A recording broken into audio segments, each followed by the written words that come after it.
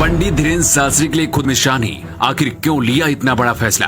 बाबा के दुश्मन देखते रह गए और गृह मंत्रालय से बहुत बड़ा आदेश जारी हो गया। कौन है जो बाबा बागेश्वर को मारना चाहता है? बाबा बागेश्वर जब बिहार गए थे उस दौरान तेज प्रताप यादव ने उन्हें धमकी दी थी। तेजू भैया तो कुछ नहीं कर पाए, लेकिन बिहार से लौटते ही बाबा बागेश्वर की सुरक्षा के लिए केंद्र सरकार ने वायु श्रेणी का दल भेज दिया। आदेश सीधा गृह मंत्रालय से टाइप होकर आया। धीरेन्द्र शास्त्री के बिहार जाने के बाद से ही इस बात का अंदाजा हो गया था कि अब कुछ बहुत बड़ा होने वाला है। दिल्ली तक हलचल बढ़ी तो खुद धीरेन्द्र शास्त्री के लिए मोदी सरकार को आगे आना पड़ा। दिल्ली गृह मंत्रालय से बंद लिफाफे में एक आदेश देश के सभी राज्यों के मुख्यमंत्रियों के पास भेज दिया गया। धीरेन्द्र शास्त्री देश के किसी भी कोने में जाएंगे, न केजरीवाल, न ममता बनर्जी और न ही तेज प्रताप उन्हें रोक पाएंगे।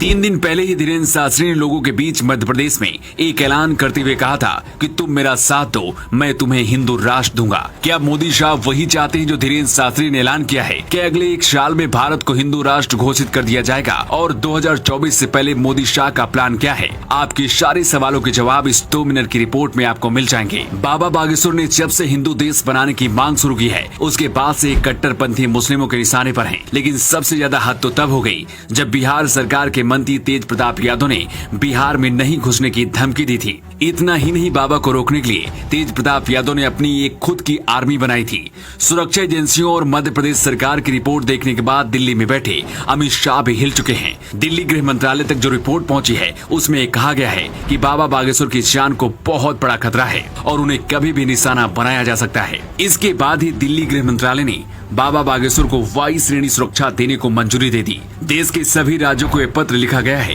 कि अगर उनके राज्य में पंडित धीरेन्द्र शास्त्री जाते हैं तो उन्हें वायु श्रेणी की सुरक्षा दी जाए। 3 दिन पहले सागर के ज्वाला देवी मंदिर में पंडित धीरेन्द्र के शास्त्री पहुंचे थे।